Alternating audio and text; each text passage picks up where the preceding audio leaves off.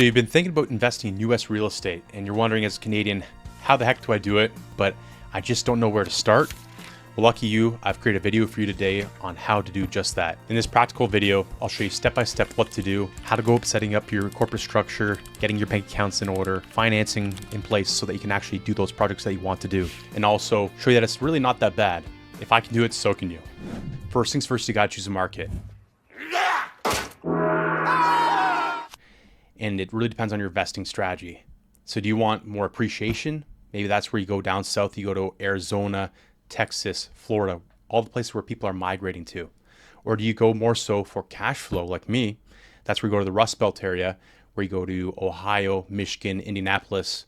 And within those are some of my cities like Detroit and Cleveland, which ranked as the top 5 most affordable cities in the whole of the United States. But again, you got to look at the market fundamentals. Don't just trust me.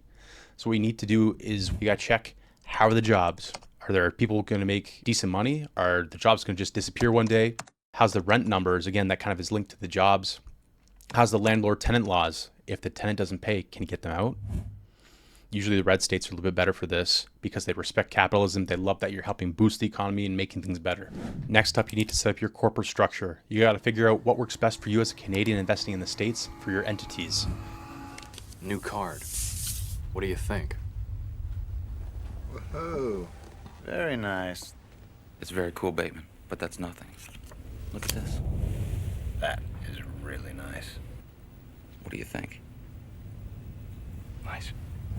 Because as a Canadian, if you don't know already, we're foreign investors. We're not allowed to actually hold property in our personal names. We need to own it in a corporation or an LLC. And then again, on the CRA side, on the Canadian side, we would need to set this up properly. Otherwise, we're going to get double taxed. And then you're not going to make any money that way. We talked to multiple accountants and we got multiple answers. Just because one says something doesn't mean that they're necessarily correct. You should compare to what other options there are out there. And what we did is we went to Wyoming, set up our holding co, which is in an anonymity state. Then what we did is we had our holding co, which then has LLCs per state. And in those LLCs, that's where you can hold the properties. And then we have like a GPLP structure. Small tidbit of information as well. And I didn't know this until we actually were going through this process. The CRA or Canada in general does not recognize LLCs. So what we had to do is we had to make some C Corps in the States that act as LLCs. An LLC can't be a corp, but a C Corp can act as an LLC. The next step is getting your ITIN number, your International Tax Identification Number. And that essentially allows the IRS to tax you. And this is what you use also to open your bank accounts and what allows you then to start building your corporate structure.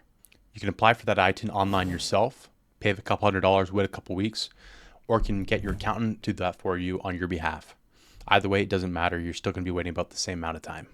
What you can do next is get your EIN number, and that is your employee identification number. And you get one per LLC, one per C Corp. But once you apply for those and you receive those, then you can move on to the next step. Opening US bank accounts can be tough for Canadians, and I know that's been an obstacle where they've had trouble, or at least it's taken a little bit of time for them to find a bank that would work with them. I suggest using Bank of America, US Bank, which is based in Ohio.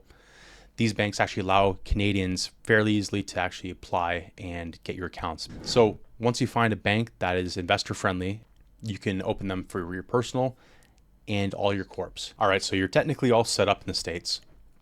You even have built your power team as another side step.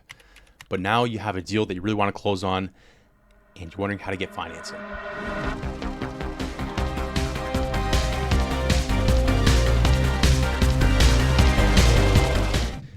Traditional US financing is actually really tough for Canadians. This is always the number one hurdle that Canadians have when investing in the States. So they'll set up all their stuff, but then they come to this point and then a lender says, we can't work with you. You have no credibility, no history in the States. You have no credit either.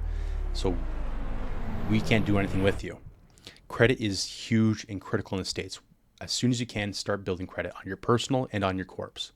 And once you build some experience with these lenders and you start working with them and showing that track record that your corps have done a couple deals, you're going to start to get better rates. You're going to start to get access to more lenders. You're going to go from having less than 10 lenders to 30 plus, even more than that. So nationwide, people will start to want to give you money because they'll see that you're capable and you're accomplished and that you're reliable. In the States, There's tons of money. You just need to have the experience and the track record to earn it. What you should do, if you have the capital for it, just buy your first 2 to 3 properties, 4 properties outright in cash. And a way to build up that track record is to just do smaller projects and just turn them over quickly. So what we've done is we've done some duplex conversions, we've refinanced a duplex, we've done a flip, and these projects are relatively quick, and that means we can build our credibility with these lenders. So then this is the last part, and it's not really the most glamorous. You just got to file your taxes. You're going to file for US and Canada. You're going to use that foreign tax credit on the US side and bring it to the Canadian so that you don't pay double taxation. And again, work with a good cross-border accountant. Doing the taxes on your own is going to be tough, trust me. And don't be surprised when your tax bill, and for just filing alone, it's a couple $1,000s. So just keep that in the back of your mind for carrying costs and fees that you're going to have to pay at the end of the year. US investing is 100% possible as a Canadian, as I've showed you. If you do it the right way and you take your time in setting it up and get those couple deals underneath your belt, you'll be off to the races. And again, if I can do it, so can you.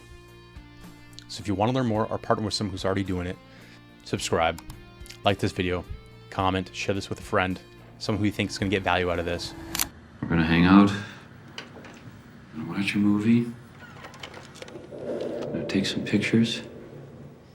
Or shoot me a message, and then we can talk about maybe partnering, talk about how I can help you get over in the States, get that experience underneath your belt, talk about different markets that you might be interested in. And I'll be sharing more deals, breakdowns, ways to use other people's money and build that empire here in Windsor and in Canada and over in the States cross-border in those markets that we keep talking about. And if you haven't watched already, check out this video over here where I do a deal analysis breakdown of a flip and you get my thought process on the best ways to do a quick and dirty analysis of properties to see if a deal is good or not. See ya.